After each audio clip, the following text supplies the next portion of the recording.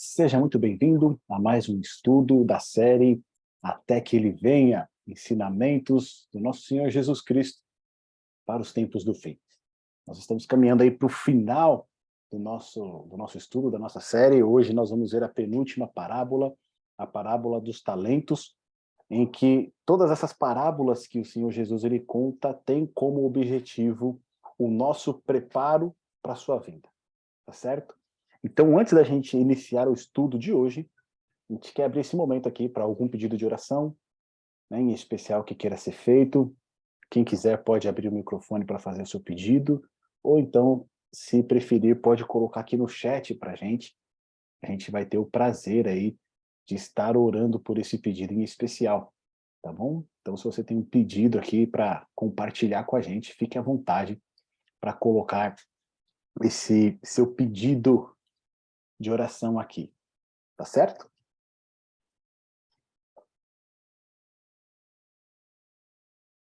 Isso aí, Petinha, tem que orar pela saúde mesmo. Essa tosse aí tá ruim, hein? Vamos orar aí para que ela se recupere plenamente, né? Damares pedindo aqui pela saúde dela, para que ela fique 100% aí recuperada dessa gripe aí que a acometeu.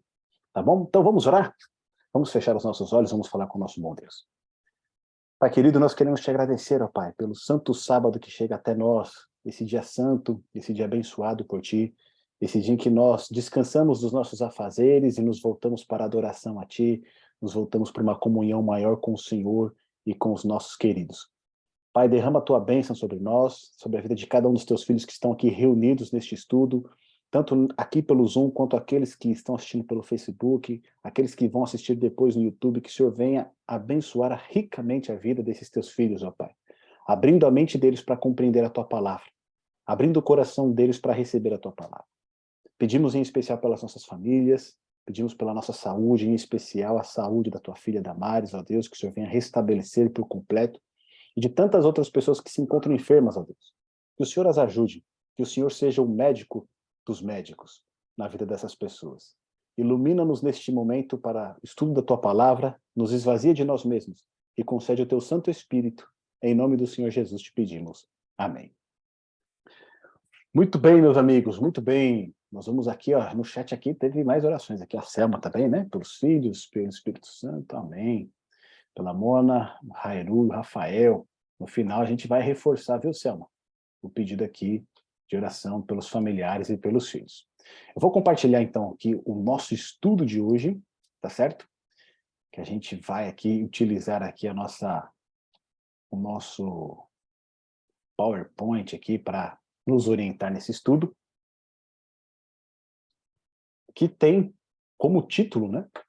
Vigilância e Trabalho, tá bom? O tema que a gente estudou nessa semana aí foi no Evangelho de Mateus, né? No capítulo 25, do capítulo 14 até do verso 14 até o verso 30. Evangelho de Mateus, capítulo 25, do verso 14 até o verso 30, onde a gente pôde ali aprender um pouquinho mais a respeito da parábola dos talentos. Tá bom? Então, na divisão do texto de hoje, o que a gente vai ter? A gente vai ter a parábola dos talentos e o seu contexto, a comparação com outras duas parábolas, uma que é a parábola das minas, lá em Lucas, e a outra com a parábola do administrador infiel, também em Lucas. A gente vai compreender a simbologia dessa parábola, nos elementos ali que são utilizados por Jesus, e entender a aplicação que ela tem para a nossa vida hoje, tá certo? Que é o quê? O trabalho. Né? Nós que estamos aguardando a volta do Senhor Jesus, ele não somente exige que nós estejamos vigilantes, mas também que nós trabalhemos enquanto aguardamos a sua vinda, e a gente vai compreender isso um pouquinho melhor no estudo de hoje. Na parábola dos talentos, ela é uma parábola também conhecida, né, onde ali um senhor ele vai para longe e ele distribui ali entre os seus servos os seus bens. Então, para um servo ele vai dar 5 talentos, para outro ele vai dar 2 talentos, e para um outro servo ele vai dar 1 talento. Tá bom? Então ele faz essa divisão entre os seus de talentos, né, dos seus bens para os seus servos, e o que ele exige desses seus servos é que eles cuidem desses bens que foram entregues a eles da melhor maneira possível até que o seu senhor volte. Tá certo? Então esse é o pano de fundo aqui dessa parábola dos talentos. Um senhor que confia aos seus servos os seus dons, os seus talentos, os seus bens, e pede que eles cuidem deles até que ele volte. tá bom?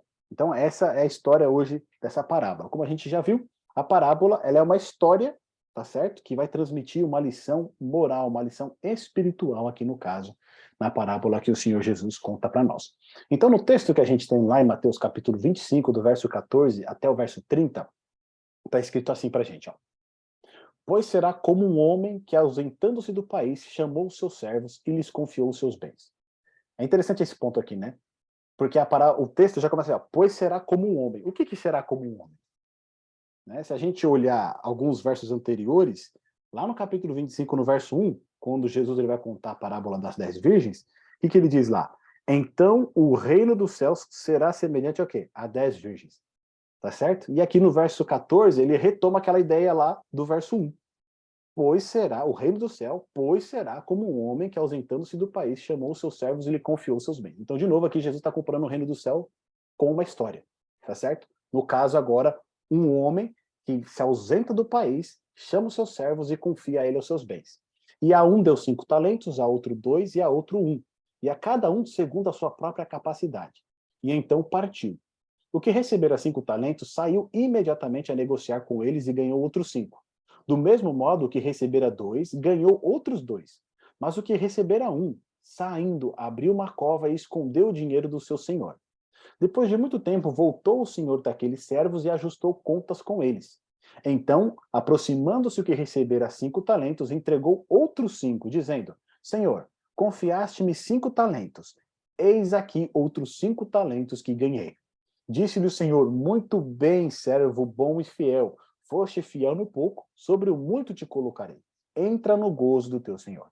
E aproximando-se também o que recebera 2 talentos, disse: Senhor, 2 talentos me confiaste. Aqui tem outros 2 que ganhei. Disse-lhe o Senhor: muito bem, servo bom e fiel. Foste fiel no pouco, sobre o muito te colocarei. Entra no gozo do teu Senhor. Chegando por fim o que recebera 1 talento, disse: Senhor, sabendo que és homem severo, que ceifas onde não semeaste, e ajuntas onde não espalhaste, receoso, escondi na terra o teu talento. Aqui tens o que é teu. Respondeu-lhe, porém, o Senhor: servo mau e negligente. Sabias que ceifo onde não semeei, e ajunto onde não espalhei? Cumpria, portanto, que entregasses o meu dinheiro aos banqueiros, e eu, ao voltar, receberia com juros o que é meu. Tirai-lhe, pois, o talento e dai ao que tem 10, porque a todo que tem se lhe dará, e terá em abundância. Mas o que não tem, até o que tem lhe será tirado. E o servo inútil, lançai-o para fora nas trevas, ali haverá choro e ranger de dentes. Então essa parábola que o Senhor Jesus conta aqui para a gente, ele pega muitos elementos que eram muito familiares ali para os discípulos, no contexto daquela época. De novo, a gente tem a imagem do quê? De um senhor e de servos, tá certo? A palavra servos aqui significa escravos, mas a gente sabe que o escravo naquele tempo, ele não era um escravo igual a gente vê aqui, né? Por exemplo, na história do Brasil, né? Alguém ali que era preso e não tinha nenhuma liberdade, tinha que apenas trabalhar, né? O escravo no contexto ali do tempo em que Jesus vivia, ele era alguém de confiança do seu senhor. Então o senhor colocava ele como responsável por algumas atividades e ele tinha que cuidar dessas atividades como se fosse o próprio senhor, tá certo? Então essa era uma responsabilidade dele cuidar dos interesses do seu senhor. Um outro ponto que é interessante aqui é que Jesus, nessa parábola, ele vai usar essa contagem, né, talentos. Né? Um recebeu 5 talentos, outro recebeu 2 talentos e teve um servo que recebeu 1 talento. 1 talento, ele equivale a 35 quilos, tá certo? Esse é o peso de 1 talento. 1 talento, então, ele pesa 35 quilos e aí esses quilos, né, podem ser de qualquer tipo de metal, pode ser de ouro, pode ser de prata. E aqui, se a gente for considerar, né, que o ouro ele não era utilizado como moeda, mas geralmente era prata, era o cobre, e se a gente considerasse que fosse o cobre aqui, então aqui a gente tem, né, um servo recebendo, né, 5 vezes aí os 35 quilos, que vai dar aí 175 quilos, né? E aquele que recebeu só 1 talento, que às vezes a gente acha que é pouco, na verdade ali ele recebeu 35 quilos também de um metal aí que pode ser a prata, tá certo? Então ele não recebeu pouca coisa. Quando a gente olha assim, parece que ele recebeu só 1, ficou com pouco, mas na realidade aquilo que ele recebeu também tinha um grande valor. Só que aqui na parábola que Jesus conta, né, no contexto que ele vai aplicar aqui para os discípulos, a gente tem que sempre lembrar.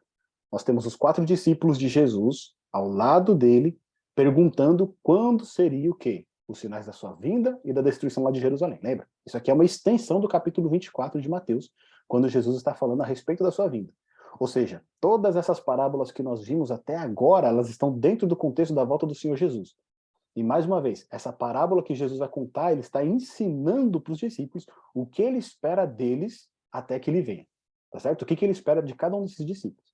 Então, quando ele conta essa história, né, dos talentos, da parábola, qual que é a lição que a gente tira aqui de tudo isso? O Senhor entrega para os servos algo que ele tinha de valor e espera que esses servos cuidem disso que ele entregou, não somente não perdendo aquilo que foi entregue a ele, mas trabalhando para que aquilo que foi confiado multiplique. Tá certo? Essa é a lição que a gente tem aqui dessa parábola. Agora, como que a gente traz isso, né, para nós, discípulos do Senhor Jesus, assim como Pedro, assim como André, assim como Tiago, assim como João, estavam ali naquele momento, né, querendo saber o que eles entenderam dessa parábola contada aqui para o Senhor Jesus. O ponto que Jesus quis ilustrar é qual? Ele estava, a gente lembra, né? Quando ele conta essa parábola, ele estava a uma semana da sua crucifixão. Então foi a última semana que Jesus esteve ali em Jerusalém. O que ele está falando para os seus discípulos? Quando ele diz, né, ele se compara, né? Ele compara o reino dos céus a um homem que, ausentando-se de seu país, chama os seus servos e confiou os seus bens. Ele estava dizendo, em outras palavras, para os discípulos, que ele iria se ausentar, que ele não estaria mais aqui na terra, tá certo? Mas que os seus bens, aquilo que ele tinha de mais precioso, ficaria a cargo dos seus servos. E aí, quando a gente fala servos, né, a gente vai ver, essa é uma saudação comum no Novo Testamento, quando praticamente quase todas as cartas de Paulo, quando ele abre, né, ele fala Paulo, servo de Deus, né, servo do Senhor Jesus Cristo. Pedro também vai falar servo de Deus. Ou seja, todos esses discípulos, todos esses apóstolos, eles se identificavam como o quê? Como servos de Deus, como servos de Jesus Cristo. Então essa ideia fica muito clara para a gente aqui, na lição que a gente extrai dessa parábola. O Senhor que se ausenta é quem? É Jesus. E os servos que ficam administrando os bens desse Senhor somos nós, os discípulos dele. Tá certo? E aí ele confia a nós o quê? Os seus bens, aquilo que ele tem de mais precioso. E o que ele tem mais de precioso aqui nessa terra? Será que o que Cristo tem de mais precioso aqui nessa terra são riquezas materiais? Né? São tesouros? É dinheiro?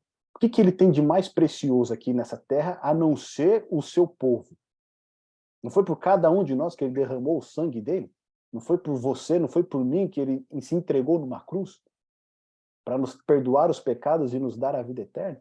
Então não existe nada mais precioso para Deus do que o seu povo aqui na terra.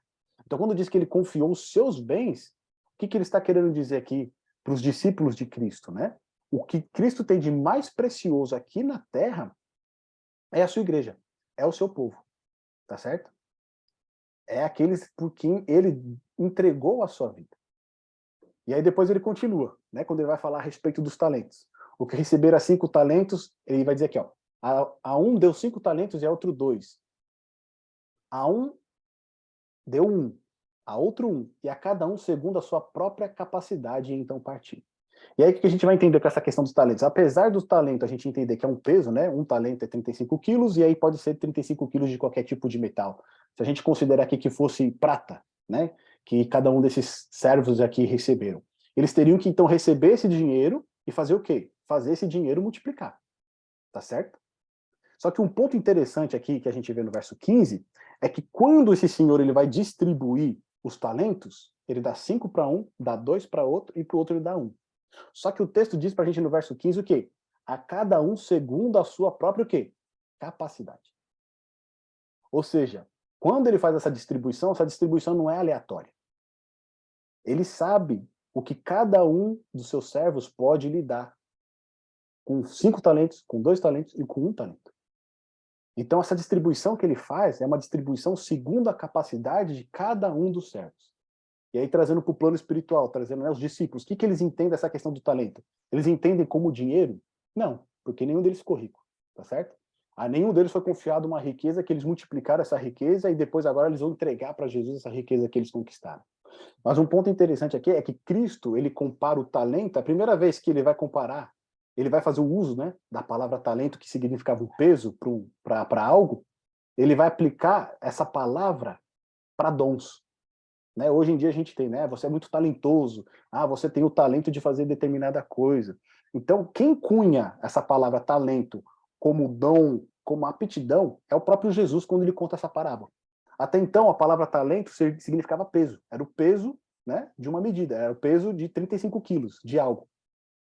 Mas aqui agora, Cristo ele pega esse talento e ele transforma através dessa parábola em dom, em talento, em uma aptidão que você tem, seja ela natural ou seja adquirida.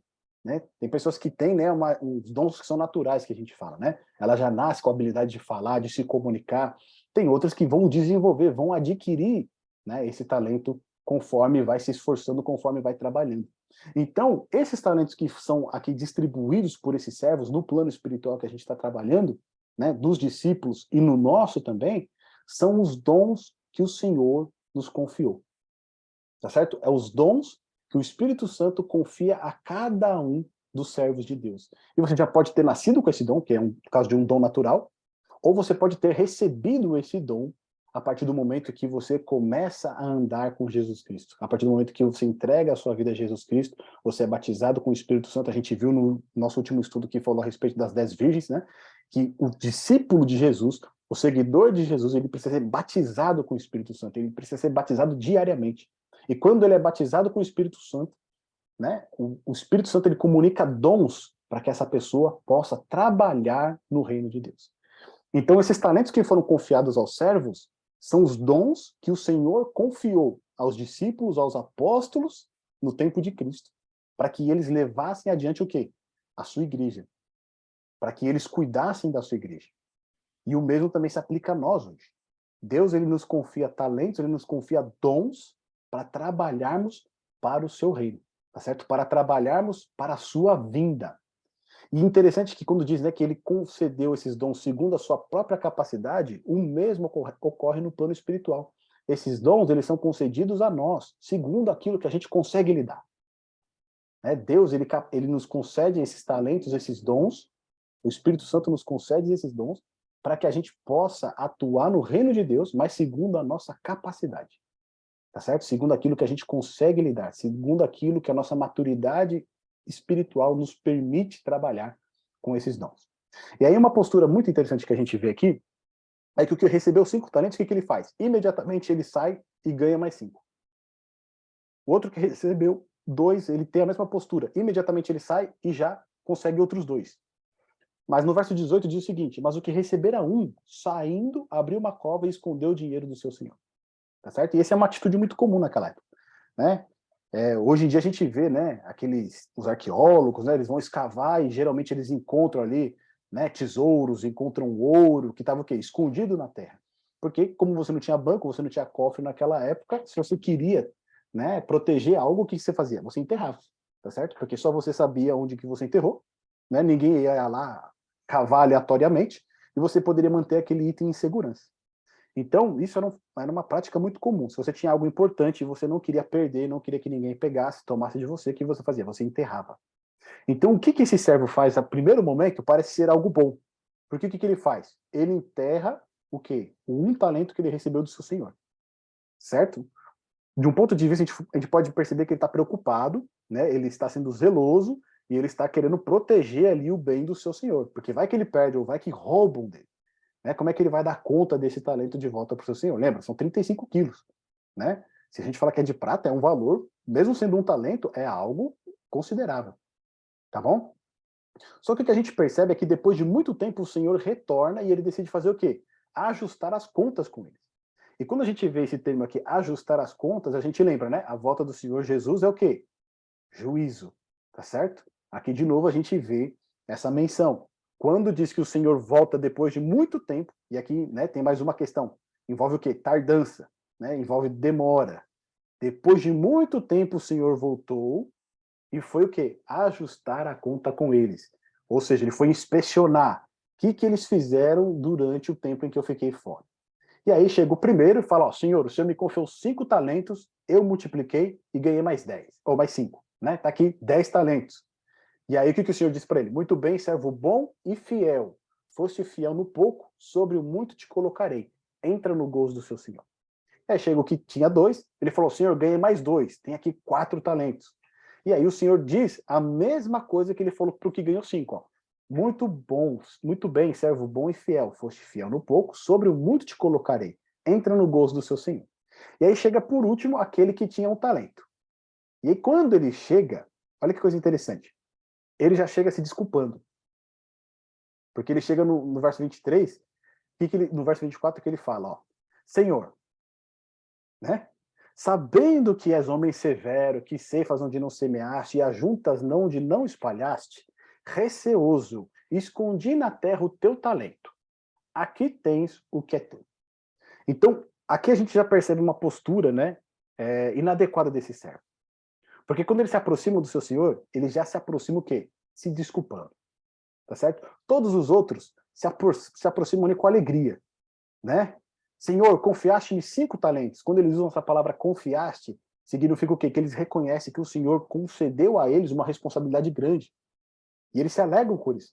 Eles falam assim, o Senhor me confiou, né? O Senhor, que é o dono de todas as coisas aqui, me confiou esses 5 talentos. Olha aqui, consegui mais 5. O outro que tinha recebido 2, consegui mais 2. Mas esse, quando ele retorna, a gente percebe ali um semblante ali, né, de vitimismo dele. Eu sabia que o Senhor é o quê? É um homem muito bravo, muito severo, muito, né, que ceifas onde não semeaste e ajuntas onde não espalhaste. Em outras palavras, o que ele está querendo dizer aqui? Que pede mais do que a gente pode dar, tá certo? Que exige mais do que a gente pode conceder. É isso que ele está querendo dizer com essas palavras. E aí ele diz que receoso, com medo de perder aquele talento que ele tinha, ele decidiu o quê? Enterrar na terra. E na hora que ele vai dizer, né, aqui tens o que é teu, né, esse sentido no que está escrito aqui tens o que é teu, é como se ele dissesse assim, ó, pega aqui isso que é seu e joga para o Senhor. Ó, toma o que te pertence, tá certo? No sentido de que eu não queria ter ficado com essa responsabilidade, mas o Senhor me fez ficar com isso aqui, então toma o que é teu. É nesse sentido que está escrito essas frases aqui. Aqui tens o que é teu. E aí no verso 26 diz assim, respondeu-lhe porém o Senhor, servo mau e o quê? E negligente. Sabias que ceifa onde não semeei e ajunta onde não espalhei? Então ele está falando assim, você está querendo dizer que eu exijo mais do que vocês podem entregar? É isso que você está querendo dizer para mim? Se eu sou verdadeiramente dessa maneira, você deveria então ter pego o meu talento, o meu dinheiro e ter entregue aos banqueiros, para que quando eu voltasse recebesse o quê? Juros. Ou seja, a própria acusação desse servo, que o Senhor chama do quê? Chama ele de servo mau e negligente, ela é infundada. Né? Porque o Senhor diz assim, se você está me acusando de ser muito rigoroso, de ser muito severo, de pedir coisas que é impossível receber, se eu agisse assim, você deveria então ter entregue o meu dinheiro aos banqueiros. Porque você sabia que eu ia cobrar aquilo que você não poderia me dar. Ou seja, aqui a acusação desse servo mau, ela cai por terra, tá certo? Ele quer jogar a responsabilidade para o Senhor. Mas o Senhor fala, então, se eu sou mal desse jeito, você deveria ter mais cuidado então ainda com aquilo que eu confiei para você. E aí depois ele vai dizer, porque a todo que tem se lhe dará e terá o quê? Né? Em abundância, mas ao que não tem, até o que lhe tem, lhe será o quê? Tirado. Tá certo? Lá em Mateus, no capítulo 13, no verso 12, Jesus ele faz uma menção nisso quando os discípulos perguntam por que ele fala por parábolas. E aí Jesus ele vai dizer, a vocês é dado conhecer os mistérios do reino, tá certo? Mas aqueles que não conhecem, eles recebem o quê? Por parábolas, eles não vão entender. E aí depois ele usa essa mesma palavra, porque a todo que tem se lhe dará e terá abundância, mas o que não tem, até o que ele tem será tirado. Ou seja, aquilo que você está disposto a receber e você recebe com alegria, você vai receber cada vez mais. Mas aquilo que você tem e não aproveita e não faz uso, até isso que você tem vai ser o quê? Vai ser tirado de você. E aí, por último, no verso 30, ele diz, e o servo inútil, lançai-o para fora nas trevas, ali haverá choro e ranger de dentes. Aqui, essa palavra que o Senhor Jesus, no verso 30, menciona, é uma palavra de condenação, tá certo? É igual aquela que a gente viu na outra parábola do servo, lá em Mateus 24. Então, basicamente, trazendo para o nosso plano espiritual, entendendo que os talentos são os dons que o Senhor nos concede, o que ele quer que nós façamos com esses dons, com esses talentos? Que nós multipliquemos eles. Que nós façamos uso deles, tá certo? Se a cada um foi dado um talento, e a gente percebe aqui que nessa parábola não teve servo que ficou sem talento, todos receberam. Um recebeu 5, outro recebeu 2, outro recebeu 1. Mas cada um recebeu segundo a sua própria capacidade e não teve nenhum servo que pudesse dizer, eu não recebi nada do Senhor. Tá certo? Porque o que recebeu menos, recebeu 1. E ele só tinha o trabalho o quê? De, né, multiplicar esse 1 que ele recebeu. Ou seja, se ele recebeu pouco, o que é mais fácil? Você multiplicar 1 talento ou você multiplicar 5? 1, tá certo? Mas para quem recebe segundo a sua capacidade, aquele que recebeu 5 também vai ter facilidade para multiplicar 5. E o que recebeu 1 também vai ter essa facilidade para multiplicar esse 1 que ele recebeu. As próprias palavras aqui do Senhor, quando ele condena o servo, né, dizendo servo mau e negligente, remete àquele estudo que nós fizemos na semana passada das noivas. Porque quando Jesus aqui ele diz, né, que o Senhor chama o servo de negligente, o que é você negligenciar? É você deixar de fazer algo que você deveria fazer. Tá certo? A gente viu lá na parábola das virgens. As 5 virgens nécias, elas deveriam ter trabalhado, né, na sua espiritualidade, ter buscado uma comunhão com Deus. Elas não o fizeram, por isso ficaram fora das bodas, segundo a parábola que nós vimos.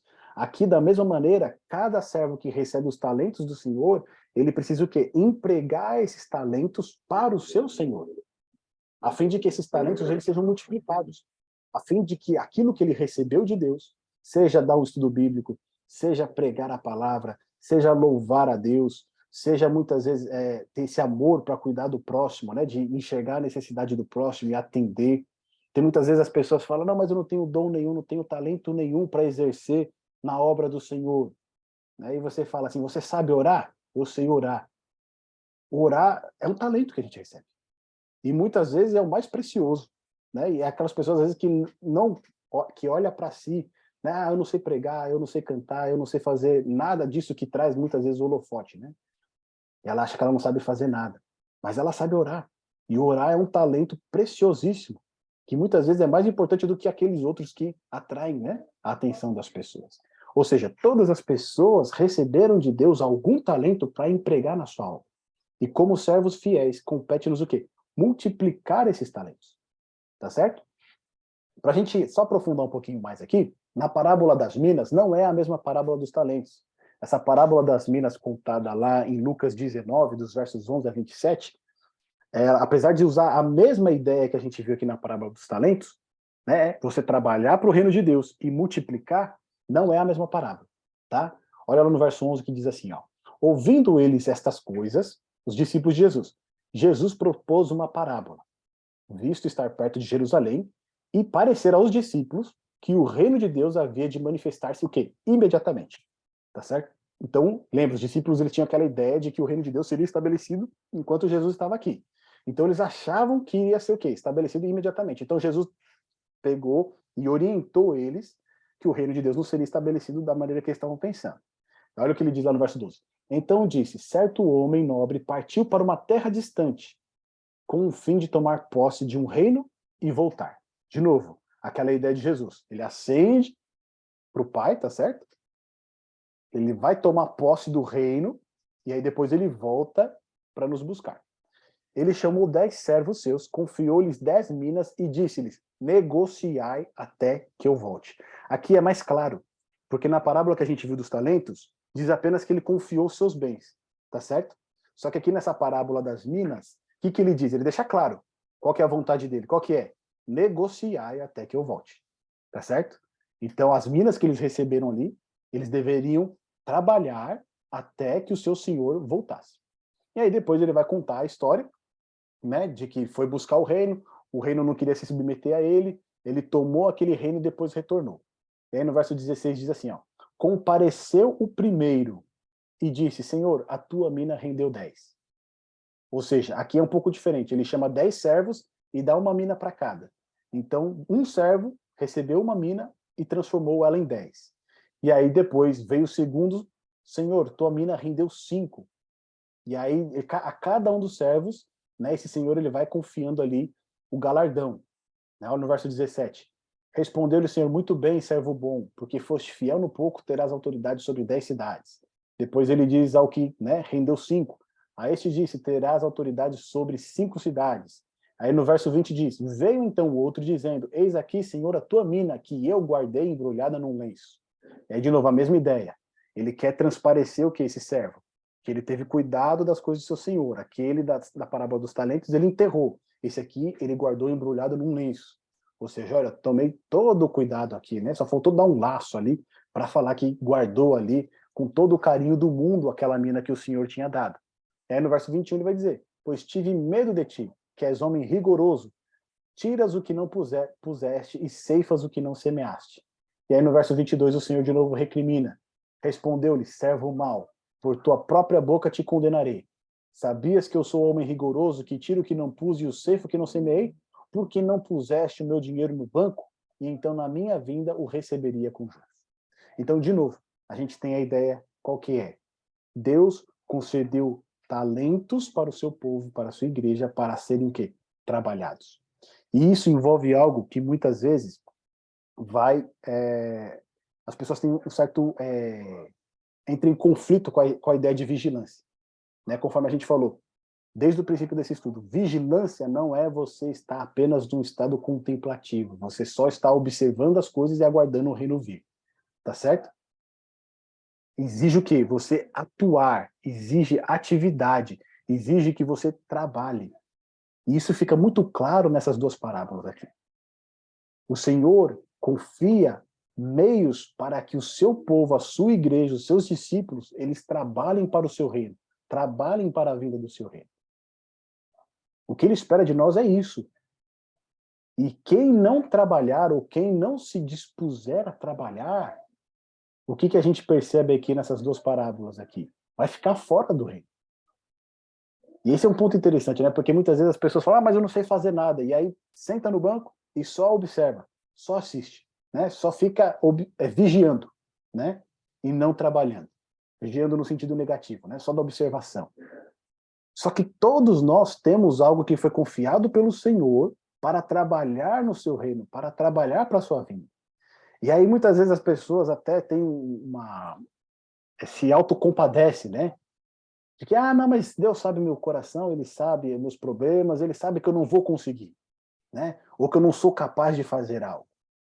O que a gente percebe aqui por esses servos que também vêm com essa ideia, né? Eu sabia que o Senhor era muito rigoroso e que eu não estaria ao seu alcance, eu não seria capaz de multiplicar isso que o Senhor me concedeu, por isso que eu guardei aqui esse talento que o Senhor deixou, ou essa mina que o Senhor deixou para mim. Eles são o quê?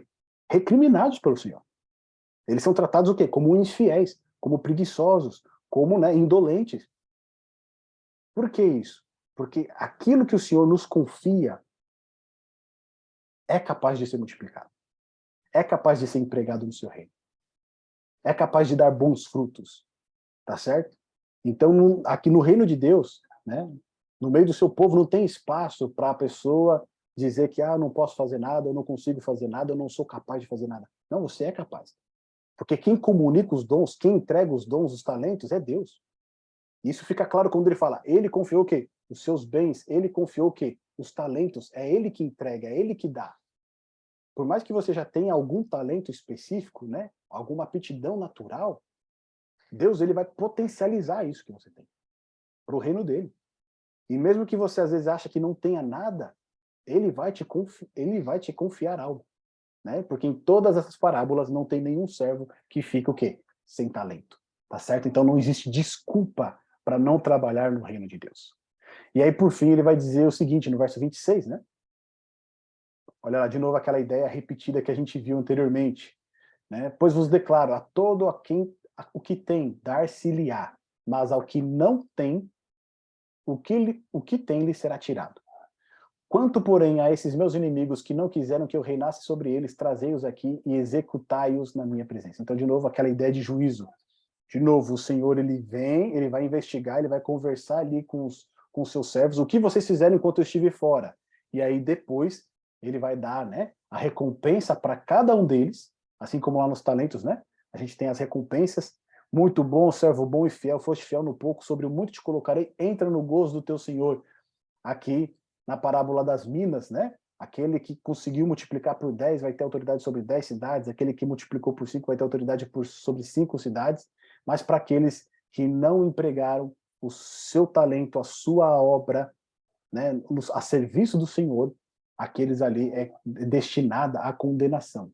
E só voltando aqui na parábola dos talentos, um ponto interessante para a gente rever, é que tanto aquele servo que multiplica por 5 talentos, quanto aquele que multiplica por 2, ele recebe a mesma recompensa. Olha lá no verso 21, ó. Muito bom, servo bom e fiel, foste fiel no pouco, sobre o muito te colocarei, entra no gozo do seu Senhor. E no verso 23, para aquele que tinha multiplicado por 2, muito bom, servo bom e fiel, foste fiel no pouco, sobre o muito te colocarei, entra no gozo do teu Senhor. Ou seja, aquele que tinha 5 e multiplicou por mais 5, aquele que tinha 2 e multiplicou por mais 2, eles têm uma recompensa aqui igual, tá certo? Eles têm uma recompensa igual. Qual que é? Entrar no gozo do seu Senhor. Essa é a recompensa para os dois. Se o que tivesse multiplicado 1, ele ia ter a mesma recompensa. Muito bom, servo bom e fiel, foste fiel no pouco, sobre o muito te colocarei, entre no gozo do teu Senhor. Tá certo? Essa aqui é uma recompensa o quê? Igual para todos eles. E isso é interessante pra gente, né? Porque não importa o quanto que você tenha, todos eles vão ter o quê? Uma recompensa igual. Qual que é? Entrar no gozo do Senhor. No entanto, aqui na parábola das minas, a gente percebe que tem autoridades diferentes. Né? Foste fiel no pouco, terás autoridade sobre 10 cidades. Daí, ao que teve 5, terás autoridade sobre 5 cidades. Ou seja, a gente percebe que essa recompensa que o Senhor traz, no mesmo nível, ela é igual para todos, tá certo? Mas existem autoridades ali que são maiores e menores, de acordo com o quê? Com a sua capacidade, tá certo? Então, todos entram no gozo do Senhor, mas ali você vai ter autoridades que são diferentes. Um vai ter autoridade sobre 10 cidades, outro vai ter autoridade sobre 5 cidades. O que significa isso?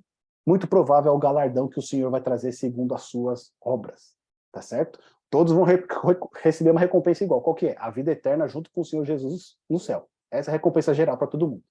Mas existe o galardão que é segundo o quê? As obras, tá bom? Agora olha só que interessante para a gente aqui, numa última parábola que ilustra pelo contraste para a gente a atitude dos servos aqui da parábola dos talentos. Lá em Lucas 16, do verso 1 a 13, a gente tem a parábola do administrador infiel. Tá certo? Eu vou resumir ela aqui para a gente, não vou ler ela inteira, mas só para a gente ter a ideia. Tinha um administrador, ele foi denunciado porque estava roubando os bens do seu senhor. Tá certo? O que o senhor fez? Falou assim, olha, é isso que eu escuto a seu respeito é verdade? Então você não pode mais ficar administrando os meus bens. Você não vai continuar mais com ela. E aí, o que o administrador faz? Ele faz uma pergunta. Que farei, pois o meu senhor me tira a administração? O que eu vou fazer? E aí ele vai falar, né? Trabalhar na terra não posso, tá certo? Porque eu não quero trabalho pesado. E depois ele vai falar, também mendigar não posso porque eu tenho vergonha. Né? Então ele não pode nem trabalhar pesado, nem mendigar. E aí o que ele faz? Ele pega todos os devedores do seu senhor e ele fala assim, quanto que você está devendo de azeite para o meu senhor? Ele vai falar 100 cados de azeite. Então ele vai pegar um recibo, vai rasgar aquele lá e vai falar assim, ó, escreve nesse novo aqui, 50. Aí ele chama outro, quanto que você está devendo para o meu senhor? Ah, estou devendo 100 coros de trigo. O que ele faz? Rasga aquela antiga, anota uma nova e fala, coloca aqui, ó, 80. Tá certo? E aí ele faz isso. E aí no verso 8 diz assim, e elogiou o Senhor o administrador infiel, porque se houvera atiladamente, porque os filhos do mundo são mais hábeis na sua própria geração do que os filhos da luz. E aí no verso 9, Jesus vai dizer, eu vos recomendo, das riquezas de origem iníqua, fazei amigos, para que quando elas vos faltarem, esses amigos vos recebam nos tabernáculos eternos. Quem é fiel no pouco, também é fiel no muito. E quem é injusto no pouco, também é injusto no muito.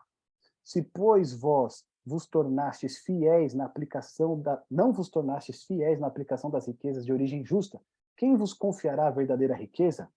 Se não vos tornastes fiéis na aplicação do alheio, quem vos dará o que é vosso? Ninguém pode servir a dois senhores. Tá certo? Então, nessa parábola que Jesus conta aqui, ele toma o exemplo pelo contraste, não pela imitação. O que esse administrador infiel faz? Ao saber que ele vai ser tirado do cargo dele, então ele usa todo o seu tempo, toda a sua inteligência, todos os seus recursos para conseguir uma maneira de manter o seu sustento, tá certo? Quando ele sair ali, né, da administração do serviço do seu senhor, qualquer um desses outros que ele ajudou supostamente vão empregar ele ou vão receber ele, tá certo? Então ele quer ganhar ali a amizade dessas pessoas, né, aliviando ali a conta delas com o seu senhor. Então o que Jesus vai elogiar aqui? Né? A disposição dele em trabalhar por um meio de que ele pudesse ser recebido depois que ele saísse dessa administração. Ou seja, ele empregou tudo o que ele possuía, todo o seu tempo, todo o seu recurso, toda a sua inteligência para conseguir bolar um meio de continuar se sustentando. depois que ele saísse da administração, tá certo? É isso que Jesus vai falar. E aí ele vai dizer, né? Porque os filhos do mundo são mais hábeis na sua própria geração do que os filhos da luz. Ou em outras traduções vai estar, porque os filhos das trevas, né, eles são mais hábeis na sua própria geração do que os filhos da luz. E o que ele está querendo dizer com isso? Muitas pessoas, para fazer o mal, ou até mesmo para trabalhar de uma maneira secular, sem estar relacionado com as coisas de Deus, eles empregam tudo que eles têm nisso, né? Você vê aquela pessoa que quer conquistar a melhor posição no emprego, o que ela faz? Ela se dedica, ela estuda, ela vira à noite, né? Ela trabalha dobrada, ela faz hora extra, ela faz de tudo para conquistar aquilo que ela deseja, tá certo? Para buscar o sonho dela.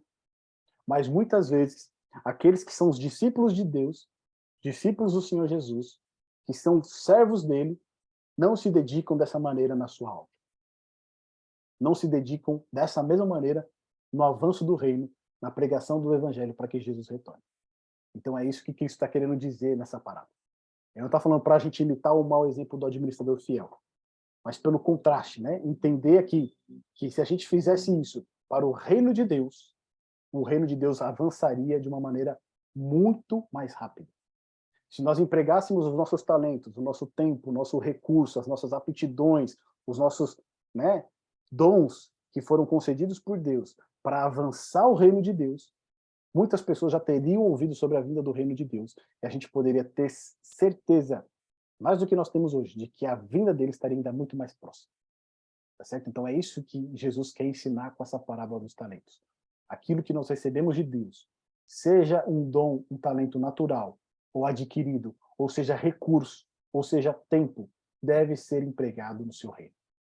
Deve ser empregado para anunciar o evangelho a todo mundo. E aí, esse é o ponto, né? Trazendo a simbologia da parábola, o que é a vinda do reino dos céus? É um homem que se ausenta e chamou seus servos e confiou seus bens. Tá certo? Na parábola que a gente viu dos talentos. Quem que é o homem? É o próprio Senhor Jesus. Quem são os seus bens? É a igreja, é o seu povo. Né? Zacarias, no capítulo 2, do verso 8, vai dizer ali que é a menina dos seus olhos. Ou seja, aquilo que é mais precioso para Deus aqui na terra é o seu povo. Tá certo? Esse é o maior bem que o Senhor tem aqui na terra. Lá em 1 Pedro também vai falar o quê? Que nós não fomos comprados por sangue, mas não fomos comprados por prata e ouro, mas pelo precioso sangue do Filho de Deus. Tá certo? O símbolo dos servos, quem são? Os discípulos. E os talentos? São os dons e bênçãos que o Senhor confiou ao seu povo. E aí agora a gente vai trabalhar essa questão aqui de uma maneira mais profunda, né, na aplicação direta na nossa vida. O dever do seguidor de Jesus, tá? O dever de cada seguidor de Jesus como servo dele. Então, o primeiro ponto que a gente tem aqui é o ter o quê? A atitude de servo. A gente viu lá que servo é escravo, né? E o escravo, ele não é dono de si mesmo, mas ele pertence ao seu senhor. E muitas vezes falta esse tipo de mentalidade para o povo de Deus. Perceber que ele não é livre para fazer o que ele quiser, mas ele pertence a um senhor e ele deve viver segundo a vontade desse senhor. A gente acabou de falar desse texto, né, de 1 Pedro, capítulo 1, verso 18 e 19. Pedro ele vai falar que nós não fomos comprados, né, por prata nem por ouro, mas pelo precioso sangue do Filho de Deus. Ou seja, cada um de nós fomos comprados. E se nós fomos comprados, nós pertencemos a alguém. Tá certo? E a gente tem o primeiro texto aqui em 1 Coríntios, capítulo 6, verso 20, que Paulo também ele trabalha a mesma ideia. Né? Quem tiver com a Bíblia e puder ler para a gente, 1 Coríntios, capítulo 6, verso 20. Quem encontrar, pode abrir o microfone e fazer essa leitura para a gente. Porque foste comprado por bom preço. Glorificai, pois, a Deus no vosso corpo e no vosso espírito, os quais pertencem a Deus. Então, olha lá. Fomos comprados o quê? Por bom preço. Então, o que a gente tem que fazer agora? Glorificar a Deus. Tá certo? Nós pertencemos a Ele. É a mesma ideia. O servo, ele não é o senhor de si. Ele não é o senhor da sua vida. Ele tem um senhor que é muito superior a ele, e a vida do servo é fazer a vontade desse senhor. Só que esse senhor aqui, ele não é um senhor ruim, né? Porque toda a vontade dele é boa. Toda a vontade que ele tem é para o nosso próprio bem. Então o servo deveria se alegrar em servir. Em outro texto ali de 2 Coríntios, capítulo 5, verso 15, a gente vem em 1 Coríntios, só avançar um pouquinho aí, capítulo 5, verso 15, a gente tem outro texto que fala, de novo, né? Essa ideia. Quem pode ler para a gente 2 Coríntios, capítulo 5, verso 15?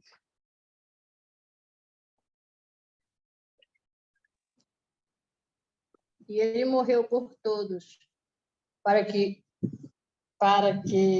os que vivem não vivam mais para si mesmo, mas para aquele que por eles morreu e ressuscitou. Obrigado, Selma. Olha o que está escrito lá. Ele morreu por todos, para os que vivem, não vivam o quê? Mas para si mesmos. Mas agora a vida é em favor, é em função de quem? Daquele que morreu e ressuscitou. Olha que coisa interessante aqui, de novo pra gente, né? Muitas vezes o cristão, ele tem essa ideia equivocada de que uma vez que agora Cristo nos libertou, a gente pode ser livre para fazer o que quiser. Mas não é isso, né? A gente foi libertado do pecado, mas agora a gente se encontra debaixo do senhorio de Jesus Cristo. E embaixo desse senhorio nós temos que fazer a vontade dele, viver para ele. Então, a primeira coisa que nós precisamos compreender aqui nesse nosso preparo, nesse nosso trabalho, é que o servo, ele não faz o que ele quer, mas ele faz aquilo que o Senhor quer que ele faça. E o que o Senhor quer que a gente faça até que ele venha? Trabalhe. Empregue os nossos talentos na obra do Senhor. Por isso que o segundo ponto que a gente tem aqui é cuidar dos interesses do Senhor. A gente está ainda em Coríntios aí, né? Agora, ali, ó, 1 Coríntios 9, 23. Volta um pouquinho aí, em 1 Coríntios, capítulo 9, verso 23. Olha o que Paulo vai falar lá.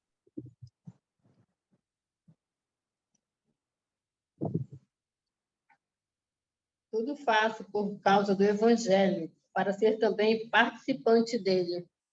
Então, olha o que, né, Paulo lhe diz aqui. Tudo ele faz por causa do quê? Do Evangelho. Qual que é o interesse do Senhor? Não é a boa nova da salvação? Não é que esse Evangelho do reino seja pregado a toda tribo, língua e nação? Não é esse o interesse do Senhor? Para que todas as pessoas aceitem essa boa nova? Então, Paulo aqui, ele fala como que ele cuida do interesse do seu Senhor como servo. O que ele faz lá? Tudo faço por causa do Evangelho. Ou seja, a vida dele é em função o quê? Deste Evangelho. Tá certo? Então, esse servo, né, o modelo de Paulo aqui, é o modelo que a gente tem que imitar. Fazer tudo em função daquilo que o nosso Senhor requer. Aquilo que estiver ao nosso alcance, né, sejam 5 talentos, sejam 2 talentos, ou seja, 1 talento, a gente fazer em função do evangelho do reino de Deus, para que venha o seu reino. E aí em 1 Coríntios capítulo 3, verso 9, ó, volta um pouquinho aí, eu vou ler aqui pra gente, ó. Só volta um pouquinho. Fala ali, ó. Porque de Deus somos cooperadores, lavoura de Deus, edifício de Deus sois vós. Ou seja, ao mesmo tempo que nós somos servos e temos que obedecer ao nosso Senhor, nós somos o quê? Cooperadores dele na salvação das pessoas. Cooperadores dele na multiplicação da sua igreja enquanto aqui na terra.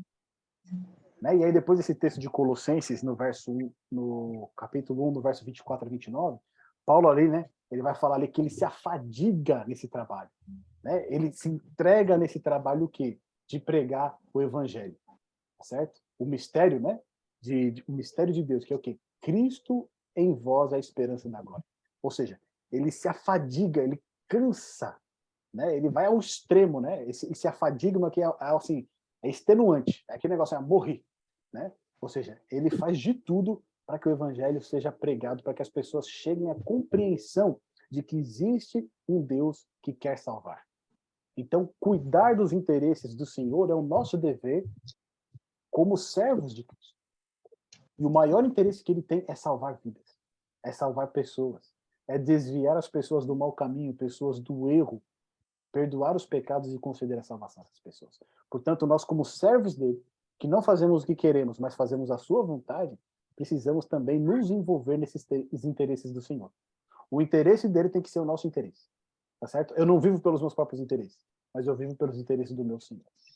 O terceiro ponto que a gente tem aqui é trabalhar os dons recebidos. Tá certo? A gente viu que o Senhor concedeu o quê? Dons a todos. E aqui em 1 Coríntios mesmo, no capítulo 12, olha lá, o que está escrito do verso 4 até o verso 11. 1 Coríntios, capítulo 12, do verso 4 até o 11. Quem pode ler para a gente?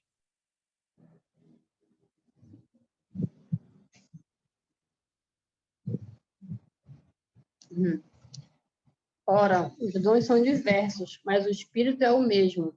E também há diversidade nos serviços, mas o Senhor é o mesmo. E há diversidade nas realizações, mas o mesmo Deus é quem opera tudo em todos.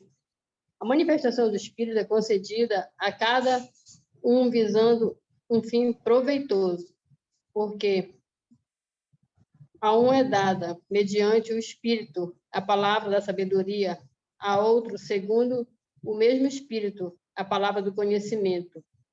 A um é dada, no mesmo Espírito, a fé, a outro, no mesmo Espírito, dons de curar, a outro, operações de milagres, a outro, profecia, a outro, discernimento de espíritos. A um é dada a variedade de línguas e a outro, capacidade de interpretá-las. Mas um só é o mesmo Espírito, o mesmo Espírito, realiza todas essas coisas, distribuindo-as a cada um, individualmente, conforme ele quer. Então, olha lá, obrigado, Selma. O que diz lá? Ora, os dons são diversos, mas o Espírito aqui é o mesmo. E esse mesmo Espírito, ele concede os dons, tá certo? Como que? Visando um fim proveitoso, ou seja, o próprio Espírito sabe o que cada um precisa e é ele que distribui os dons. E aí a gente vê a linguagem lá da parábola que a gente viu do Senhor, né? Ele entrega os talentos a cada um segundo o quê? A sua capacidade.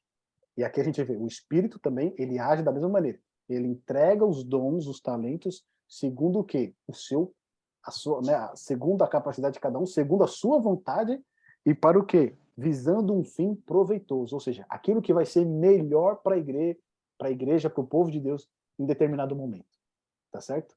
E isso é uma coisa fantástica, né? Que ele vai falar assim, ó, a uns é dado o Espírito a palavra de sabedoria, o outro a palavra do conhecimento, o outro é dado dons de curar, operação de milagres, profecia e assim por diante. Ou seja, são diversos os dons que podem ser distribuídos dentro de uma igreja, dentro do povo de Deus. Só que cada um desses dons, eles têm o objetivo que um fim proveitoso. Nenhum dom é concedido para exaltação própria, para que a pessoa se engrandeça, para que a pessoa se considere melhor do que outras. Esse dom, ele é concedido com um fim o quê? Proveitoso. Precisa ser algo bom para a comunidade em geral, seja para sua família, seja para sua igreja, seja em qualquer lugar que você esteja. Né? O dom que nós recebemos de Deus é para ser compartilhado em benefício das pessoas à nossa volta, e não no nosso benefício. E é isso que é fantástico. Deus, ele tem essa sabedoria de conceder aquilo que aquela comunidade precisa, no momento em que ela precisa, e usando as pessoas certas naquele exato momento. Inclusive, é interessante que muitas vezes Deus ele pode conceder um dom para um determinado momento para uma pessoa, e depois, no momento seguinte, aquela pessoa não usar mais aquele dom. Tá certo? Ou seja, ele foi concedido de uma maneira o quê? Específica, uma situação específica, para atender uma necessidade. Só que o ponto interessante é esse. Olha lá. Mas um só e o mesmo Espírito realiza todas essas coisas, distribuindo-as como lhe apraz a cada um individualmente. Ou seja, é o próprio Deus que decide qual será o dom e como ele deve ser empregado. Tá certo? Então, isso é fantástico. Né? Todos recebem os seus dons. Não tem uma pessoa que possa dizer, eu não tenho dom nenhum para empregar na obra do Senhor. Porque assim que nós somos chamados a fazer parte desse povo, a fazer parte do povo de Deus, Deus ele vai te capacitar para fazer algo. Tá certo? Ele vai te capacitar para fazer algo. Ah, eu não prego, não dou estudo, eu não oro, eu não louvo, mas faço um bolo. Então esse bolo que você faz aí, de alguma maneira, Deus vai usar esse seu dom, esse seu talento para abençoar a vida de outras pessoas. Tá certo? Para fazer avançar o reino de Deus. Basta que você se submeta à direção do Espírito. Lembra que a gente falou no nosso estudo na semana passada? Nós precisamos pedir o quê? O Espírito Santo. Esse é o maior presente que o Senhor quer que nós, né, recebamos dele.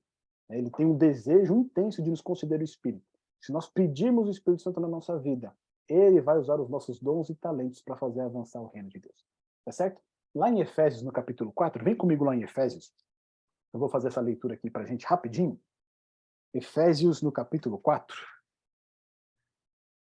Olha o que Paulo também vai dizer a respeito dos dons. Efésios no capítulo 4, no verso 7 e 8.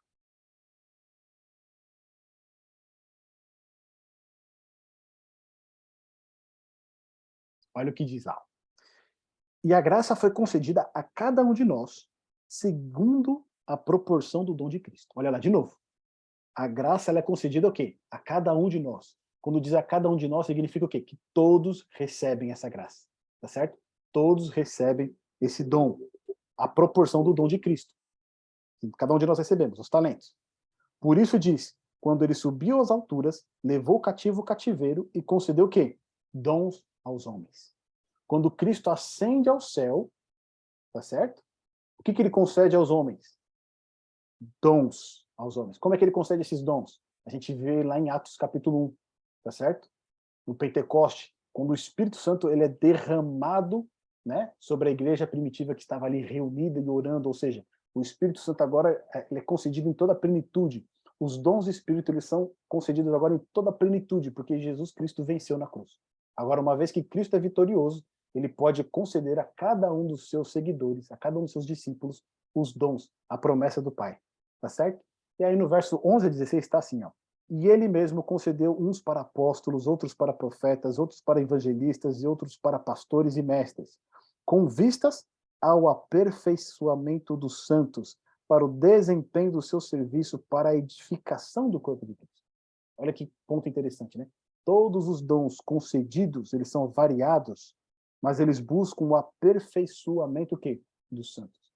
Ou seja, os dons que nós recebemos de Deus, eles servem para abençoar a vida das outras pessoas. O dom, ele não é para a pessoa que o recebe, mas para as pessoas que estão ao seu redor. Seja na sua casa, seja onde for, no meio da sua família, o seu dom é para abençoar a vida do seu semelhante. E aí depois ele fala no verso 13, até que todos cheguemos à unidade da fé e do pleno conhecimento do Filho de Deus, à perfeita varonilidade, à medida da estatura da plenitude de Cristo. Ou seja, todos esses dons empregados em favor dos outros servem para quê? Para que todos nós cheguemos à unidade da fé, para que a igreja seja cada vez mais unida, numa mesma fé, no pleno conhecimento do Filho de Deus, à perfeita varonilidade e à medida da estatura da imagem que? Da plenitude de Cristo, ou seja, alcançar o caráter, a imagem e a semelhança de Cristo. É para isso que os dons são dados. Tá certo? Então tem muitas vezes as pessoas, os cessacionistas, né? Eles dizem que os dons eles permaneceram na igreja até a morte do último apóstolo. Quando morreu o último apóstolo, os dons cessaram. Mas isso não pode ser verdadeiro. Por quê? Porque os dons eles visam a unidade da fé, o pleno conhecimento, o desenvolvimento do corpo de Cristo até a imagem dele.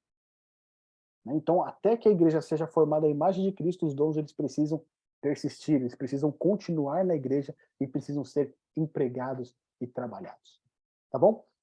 O penúltimo ponto, multiplicar os dons recebidos. Em 1 Coríntios, capítulo 11, verso 1, vamos voltar lá? Se você não sair de Coríntios, vai no capítulo 11, no verso 1. Olha o que Paulo diz lá pra gente. O que está escrito aí? Quem que pode ler?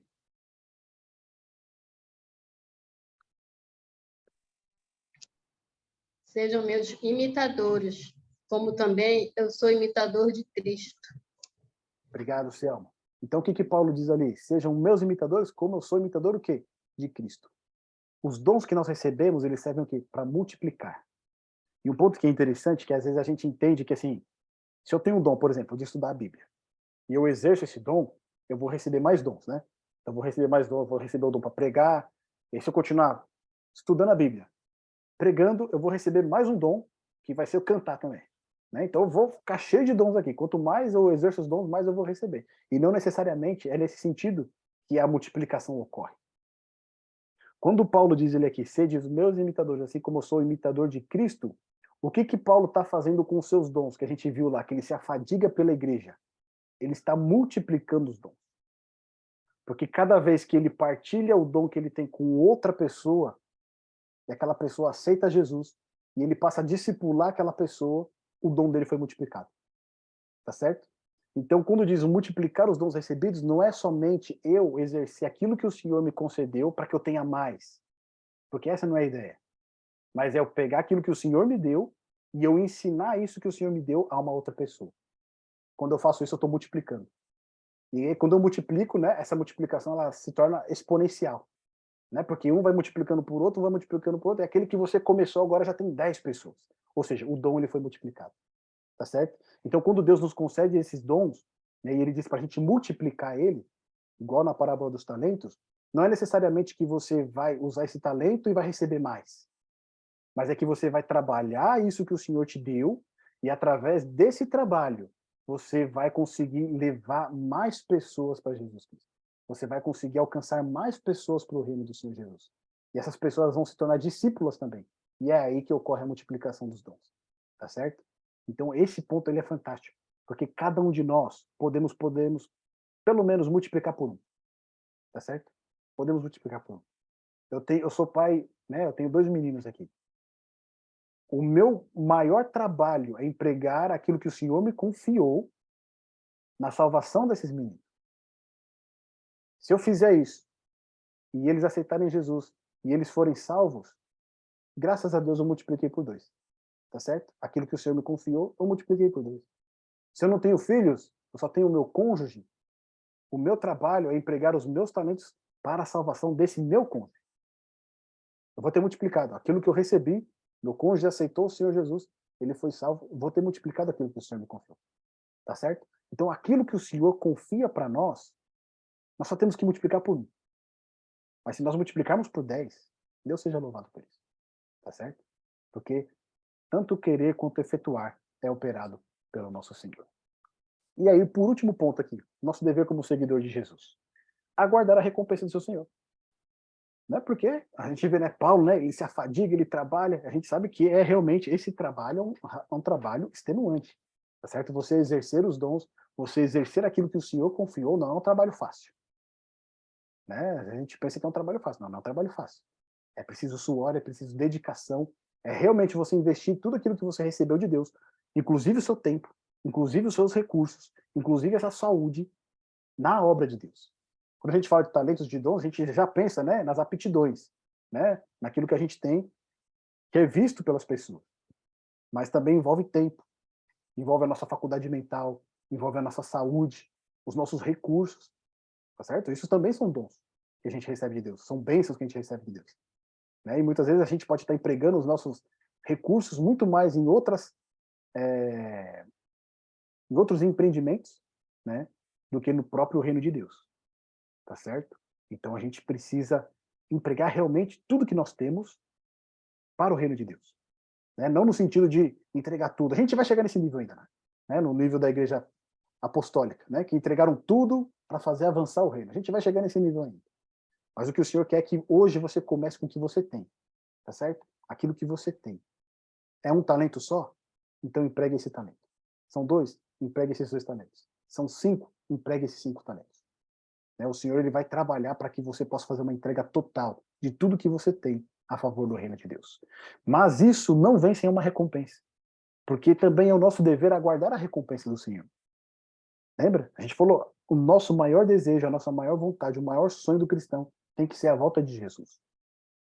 E quando Jesus vier, ele vai trazer também o quê? O galardão, ele vai trazer a recompensa. Olha o que está lá escrito em 1 Coríntios, capítulo 3, verso 8. Quem pode ler para a gente?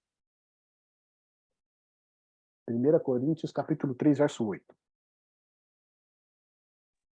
Ora, o que planta e o que rega são um, e cada um receberá o seu galardão segundo o seu próprio trabalho. Então, olha lá, né? Paulo aqui, o que ele vai dizer? Ele estava tendo um conflito na igreja de Corinto, né? Um falava, eu sou de Pedro, outro falava que era de Apolo, outro falava que era de Paulo, e aí Paulo vai falar, meu, por que vocês estão com essas divisões, com essas facções dentro da igreja, né? Apolo pode ter plantado, Pedro pode ter plantado, mas quem dá o crescimento é o Senhor, tá certo? Quem faz crescer é o Senhor. Então não tem que vocês ficarem com essas divisões aí, com essas, né, facções, e no final cada um vai receber pelo trabalho que fez. Então não tem que ficar se preocupando com essas questões, né? Mas existe o quê? Um galardão. Paulo mesmo ele vai dizer, né, na sua despedida ali para Timóteo, a última carta que ele vai escrever, né? Ele vai falar que desde já a coroa da justiça está reservada, tá certo? E não somente a mim, mas a todos aqueles que amam a vinda do Senhor. Então existe o quê?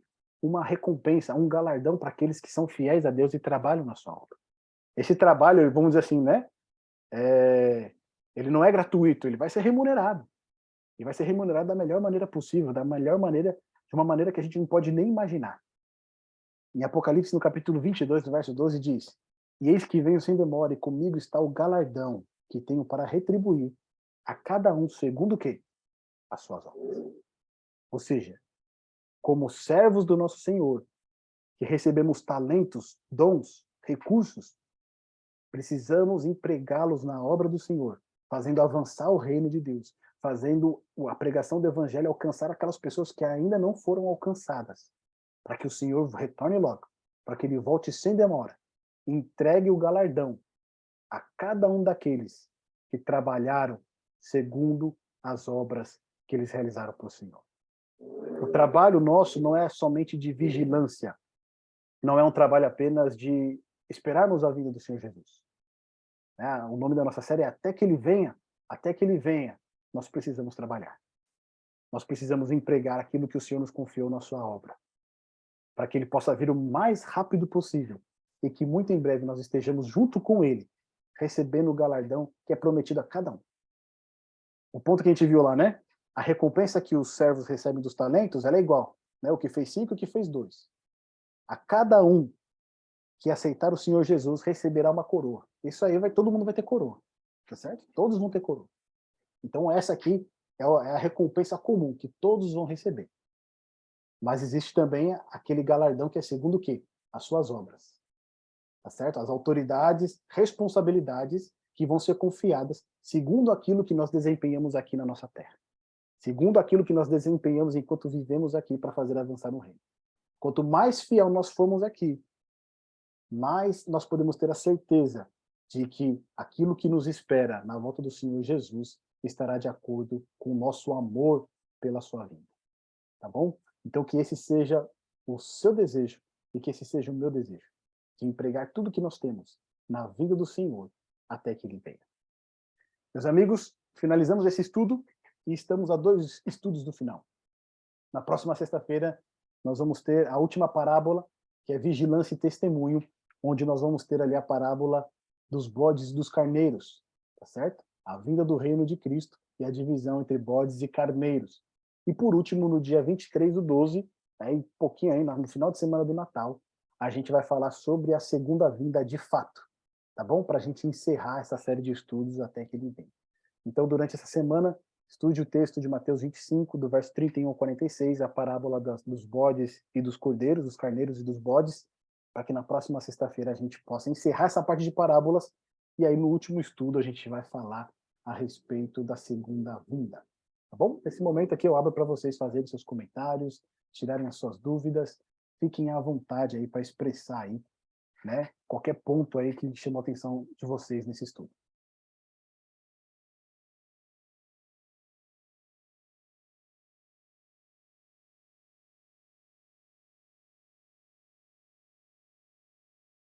Tudo certo por aí? Ficou claro, né? Essa parábola aí não é tão complicada, né? A gente já também tem algum conhecimento prévio dela, né? A respeito daquilo que o Senhor espera de nós. Mas o que a gente pode perceber aí é que é necessário um serviço ativo, né, para a vinda do reino.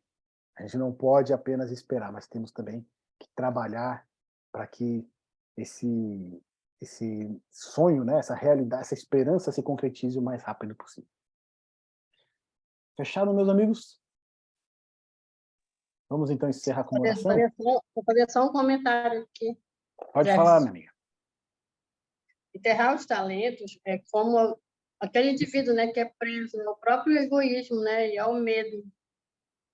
Ele então enterra o talento, significa que cavou na terra e enterrou-se junto. É verdade. É aquele que não faz uso, né? Ele recebeu algo, mas ele não procura fazê-lo, né? Ele não se dedica, ele não procura fazer. Tem uma ilustração que ela conta assim, né? Que teve um concurso numa cidade do interior em que os alunos ali eles teriam que fazer uma obra, imitar uma obra famosa que havia sido pintada por algum aí pintor famoso. Aí toda a escola se mobilizou, os alunos começaram a fazer, né, as réplicas e pintando e fazendo tudo aquilo. E aí eles fizeram uma exposição em que o prefeito da cidade foi, né, pessoalmente lá ver as obras que foram feitas e ali condecorar ali os melhores alunos. E aí, quando ele entrou, ele chegou assim, foi passando, né, por cada um dos quadros, e aí ele chegou num quadro assim que tinha um menino assim, sorrindo, né, esperando ali, aguardando ele chegar. E aí ele chegou lá, esse quadro aqui é da sua classe? Aí o menino falou, todo contente, né? Sim, foi a gente que fez. Ele ficou muito bonito esse quadro, né? Você ajudou a pintar esse quadro aqui? Sim, eu ajudei a pintar esse quadro. Sim. E aí o prefeito pergunta, né? E o que você fez? E aí ele fala, eu lavei os pincéis. Né? Ou seja, né? Alguém ia esperar que ele, né, fez a arte toda, ele pintou, ele decorou, ele fez tudo. Não, eu lavei os pincéis. Ou seja, no reino de Deus não tem trabalho que seja pequeno demais. Né? Não tem trabalho que seja ínfimo demais para que você tenha essa atitude do servo de enterrar. Muitas vezes as pessoas, mas eu só limpo a igreja. Né? Eu só faço tal coisa. Gente, isso aqui, para o reino de Deus, é enorme. Né? Não tem preço. Verdade. Então, esse ponto que a Selma colocou é muito importante. A gente não acabou não abordando ele, né? Ele ficou subentendido ali. Mas muitas vezes as pessoas pensam que aquilo que elas fazem é pouco. Mas nada do que nós fazemos para o reino de Deus é pouco. Né? O mínimo que a gente faz ali é muito. Às vezes tem um irmão que chega na igreja para abrir a igreja. Eu só abro a igreja. Né? Ele acha que ele só faz isso, mas se ele não fizer isso, não tem culto. Né? Se ele não fizer isso, né? Como é que vai ser? Então não tem trabalho pequeno no reino de Deus. Todo o trabalho é importante e o Senhor confiou a cada um de nós, né, talentos e dons para exercer o melhor para o reino dele. Fechado, meus amigos? Vamos encerrar então aqui? Vamos fechar com mais uma oração. Nós vamos orar aqui pelos familiares também da Selma, que ela colocou ali no início, tá bom? Pela saúde da Damares. Então, nesse momento, vamos orar ao nosso bom Deus. É Mona. Monan, né? Eu li errado, né? Mona. Eu falei Mona. É Mona. Aí a gente vai orar aqui. Vamos encerrar, meus amigos. Meu Deus, nós queremos te agradecer, meu Pai, pelo privilégio de estudarmos a Tua Palavra e de compreender a Sua vontade para nós, ó Deus, enquanto aguardamos a Tua vinda. Quer trabalhar com aquilo que nós temos, com aquilo que o Senhor nos confiou, empregando para que o Teu reino avance e para que muito em breve nós possamos estar junto de Ti. Queremos pedir a Tua bênção especial sobre os filhos da nossa irmã Selma, Pai, para que o Senhor venha iluminar a vida de cada um deles, guiá-los nos Teus caminhos, protegê-los de todo mal. E pedimos também essa bênção para todos os nossos familiares. Que o Senhor venha cuidar de nós, ó Deus, e nos preservar até a Tua vinda. Que o Senhor nos ajude a multiplicar aquilo que o Senhor tem nos concedido, para que a Tua igreja prospere, para que a Tua igreja avance, para que muitas pessoas se convertam ao Senhor Jesus. Que o Senhor nos abençoe neste sábado, que o Senhor esteja com cada um de nós em nossos lares, nós pedimos essa bênção. Em nome do Senhor Jesus. Amém. Amém. Meus amigos, muito obrigado pela presença de vocês. Um bom sábado a todos. Que Deus abençoe. Melhoras aí, Pretinha. Fique bem logo, tá bom? Um abração para vocês. Tchau, tchau. Até a próxima sexta.